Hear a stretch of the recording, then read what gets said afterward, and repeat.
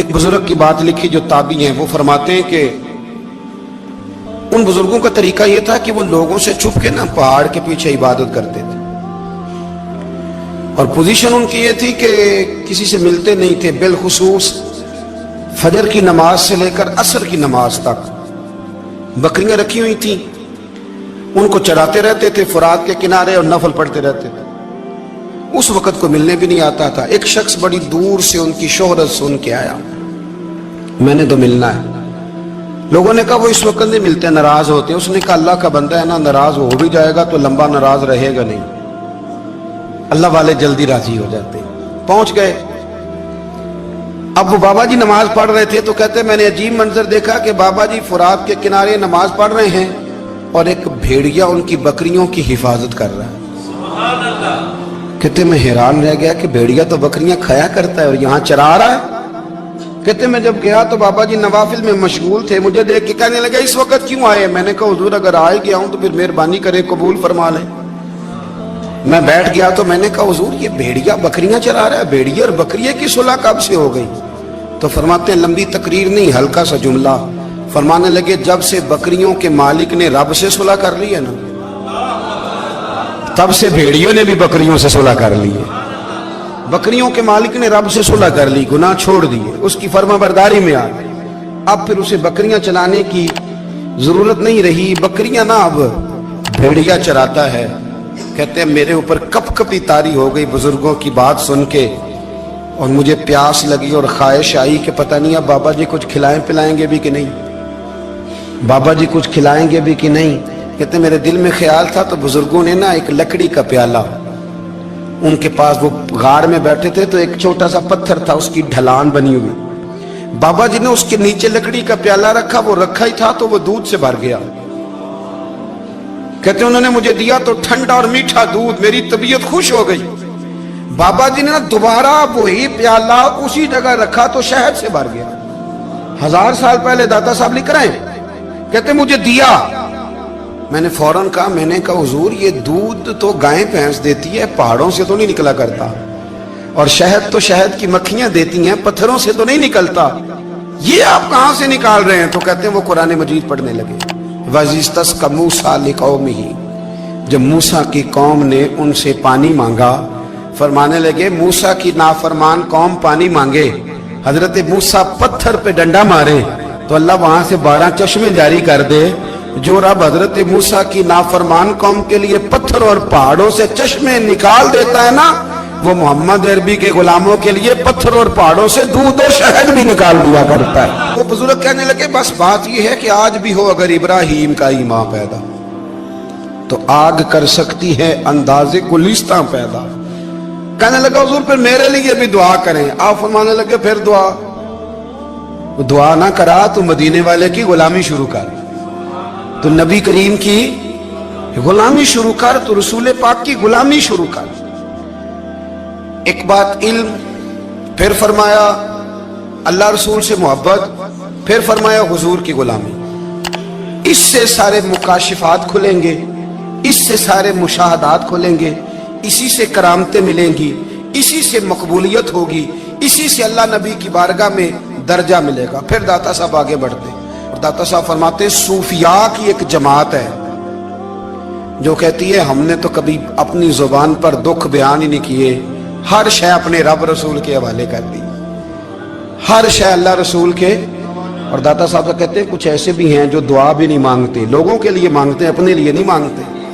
آپ دعا کیوں نہیں مانگتے؟ تو کہتے ہیں اللہ کو تو پتہ ہی ہے ہمیں کیا چاہیے، اسے تو پتہ ہی ہے۔ ایک بزرگ کی بات لکھی ہے داتا صاحب نے، میری جماعت میں نا مزاج ہے کرامتوں کا، مجھے وہ ساری باتیں بھی آتی ہیں کہ ایک بندہ کراچی سے آیا، داتا صاحب حاضری دی تو اس کی لاٹری نکل آئی، یہ بھی مجھے آتی ہے، لکھی پڑھی ہے میں نے، کتابوں میں ہے یہ بھی۔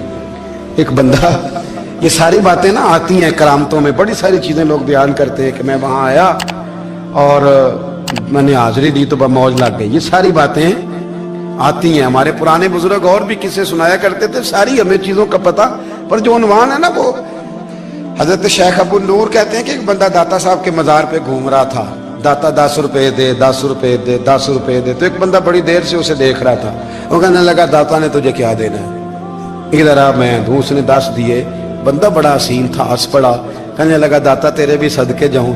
दिन आने लगा तो मुनकर से ही दिलवा दिए, जो नहीं मानता उसी से दिलवा दिए। वो बड़ा परेशान हुआ, मैं और चक्कर में था इसलिए मेरे ऊपर ही जड़ दी है बात। कहने लगा दाता तेरे सदके जाऊं। तो ये सारी बातें किताबों में मौजूद है, लोगों ने अपने अपने मुशाहिदात जो जिसके साथ पेश आया उसने बयान किए हैं। बहुत सारी बातें काबिले बयान हैं, पर जो उन्वान है मैं उस पर रहना चाहता हूँ। दाता साहब रहमतुल्लाह अलैह फरमाते हैं हमारी तालीमात हैं कि अपने दुख दर्द दुनियादारों से बयान नहीं करने, सवाल का दरवाजा लोगों के सामने खोलना। अल्लाह वालों से कहेंगे कभी कहना होगा तो दुनियादारों से कहना। कहते हैं शेख अहमद नाम के बुजुर्ग थे, सारी जिंदगी किसी को काम नहीं बताया, सारी जिंदगी बड़ी मुश्किलात आई, पर कभी अपनी जात पर सवाल का दरवाजा नहीं खोला। एक ऐसी मुश्किल आई कि जो हल ही नहीं होती थी। किसी ने उन पर कोई इल्जाम लगा दिया। अबू मुस्लिम नाम का एक बादशाह था, उसकी हुकूमत थी, उसने पकड़ के कैद में डाल दिया। अब कैद में है, जुर्म लग गया है, फर्दे जुर्म आयद हो गई है, जेल में है।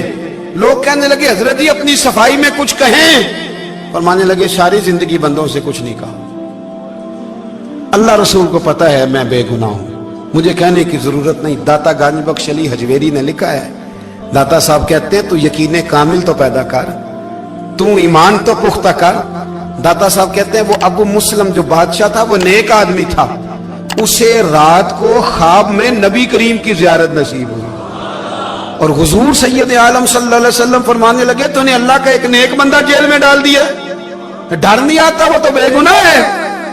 बादशाह आधी रात को खुद उठा। दादा साहब फरमाते हैं किसी गार्ड को नहीं भेजा, पुलिस वाले को नहीं भेजा, जेलर से नहीं, खुद गया, जाके जेल का दरवाजा खोला, दरवाजा खोल के उस दरवेश को आजाद किया। कहने लगा बाबा जाओ, मुझे पता चल गया बेगुनाह है। बाबा जी सलाम करके जाने लगे तो बादशाह फिर आगे आया, हाथ बांधे, हाथ चूमे, कहने लगा हुजूर आप बड़े नेक हैं, मेरे लिए कोई हुक्म हो तो बताइएगा, मेरे लायक को खिदमत हो तो बताइएगा। तो शेख अहमद फरमाने लगे तुझे अभी भी समझ नहीं आई, तुझे अभी भी नहीं समझ आई। कहने लगा हुजूर क्या? फरमाने लगे जो तहज्जुद के वक्त तुझे उठा के मुझे रिहा करने भेज सकते हैं वो मेरी कोई जरूरत बाकी रहने देंगे? मुझे कोई जरूरत पड़ेगी किसी और को कहने की? जो तहज्जुद के वक्त तुझे उठा के भेजते हैं कि जा खोल जाके दरवाजा, वो जरूरत रखेंगे मेरी? जरूरत मुझे रहेगी कि मैं तुझे और कोई काम, अभी भी तुझे समझ नहीं आई? तो दाता अली अजमेरी रहमतुल्लाह अलैह फरमाते हैं असल में हमारी तबीयत है, हमने बंदों से दिल लगा लिया है। दिल अल्लाह रसूल से लगाओ, किसी बंदे से लगाना तो उससे लगाओ जो अल्लाह वाला हो।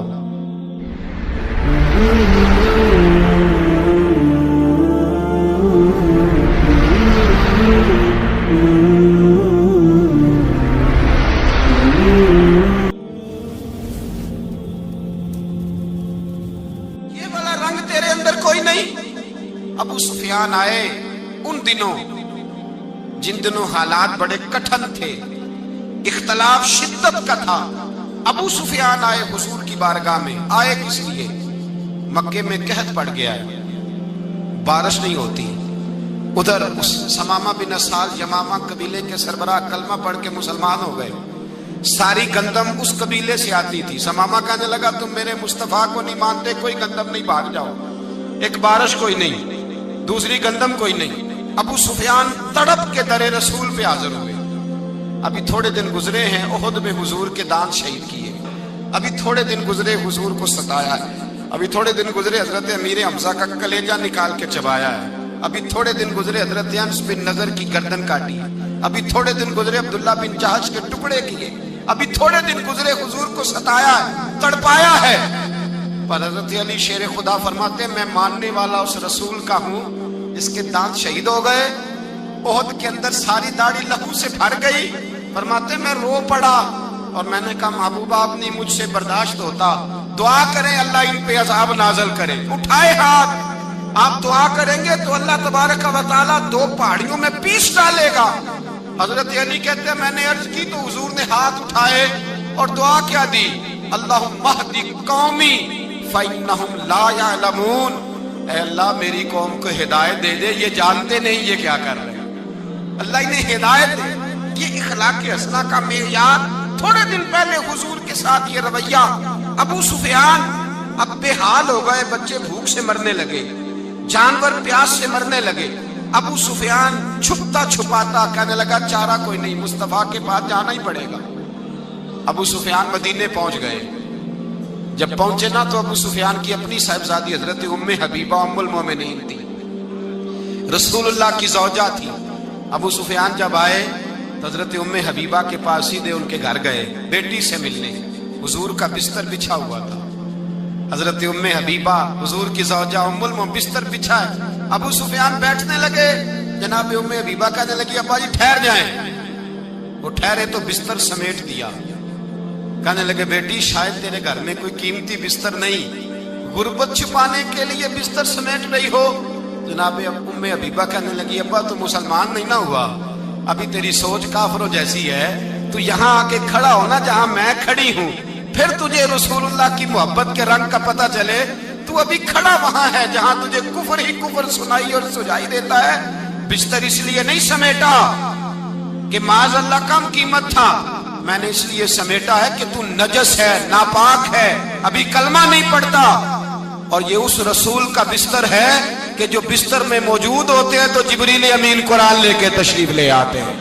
तेरा वजूद इस काबिल नहीं कि यहाँ बिठाया जाए। नबी पाक सल्लल्लाहु अलैहि वसल्लम की बारगाह तक अबू सुफियान आए। अबू सुफियान कहते मुझे उम्मीद नहीं थी, अभी सोच नहीं ना बदली थी, कहते मुझे उम्मीद नहीं थी, मेरा ख्याल था वो शिकवे करेंगे, शिकायतें करेंगे, वो कहेंगे तुमने भी तो बड़ा कुछ किया है ना।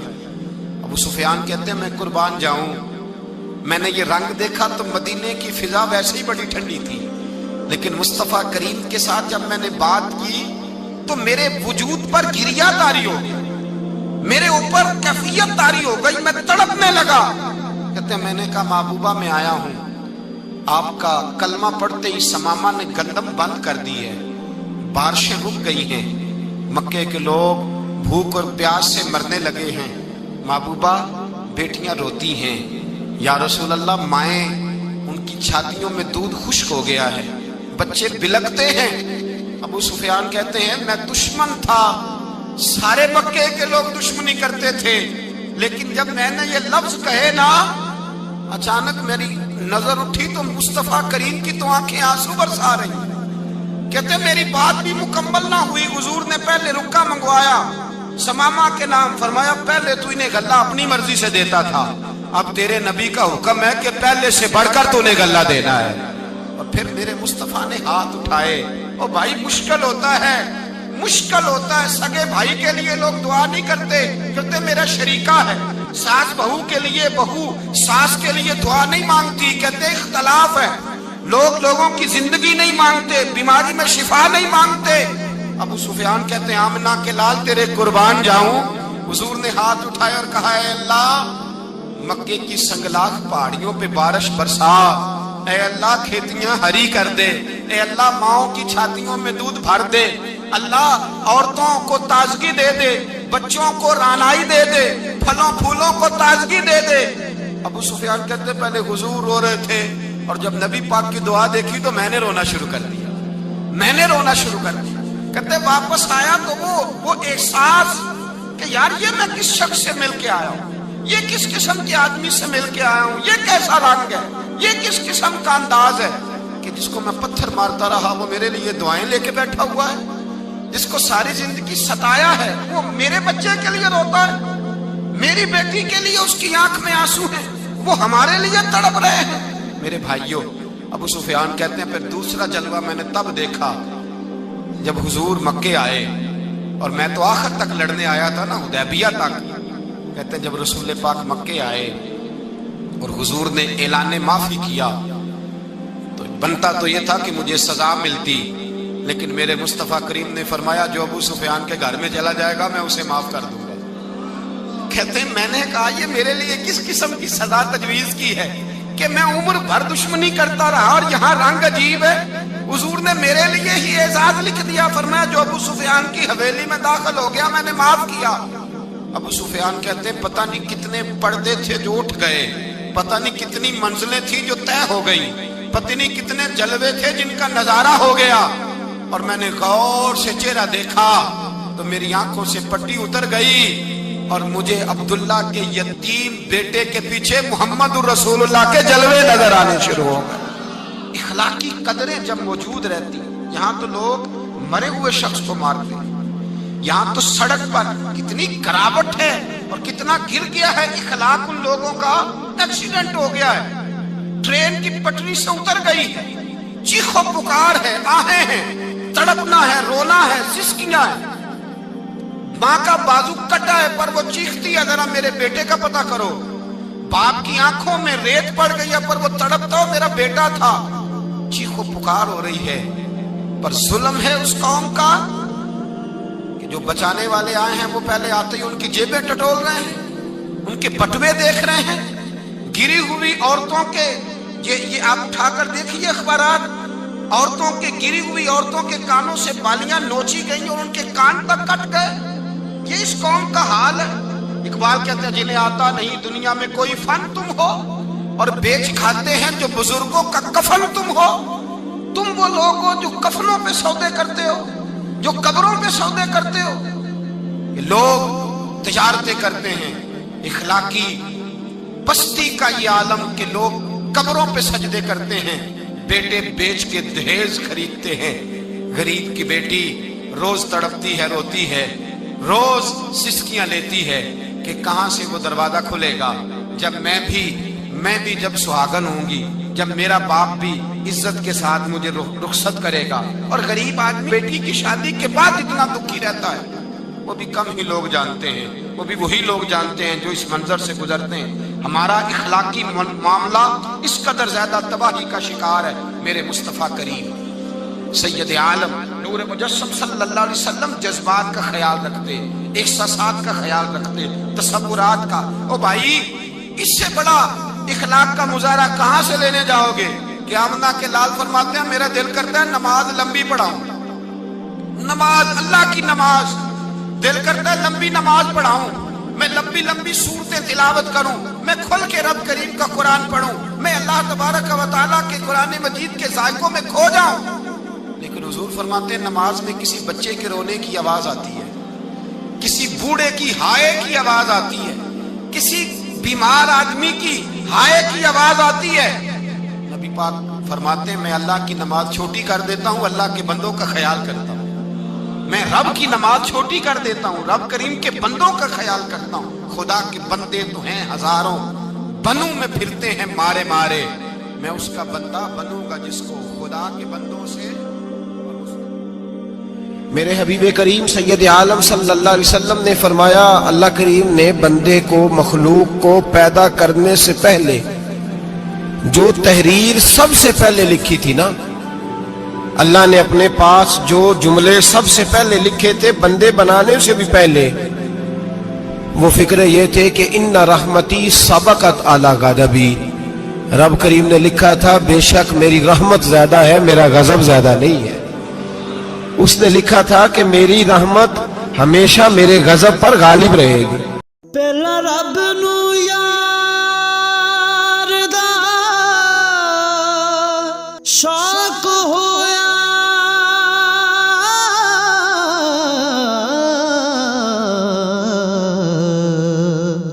نبی پاک دا کرن جمال مائیں آیا وہی لے کے ہویا ترت حاضر، تے لیا یار نے یار نو پال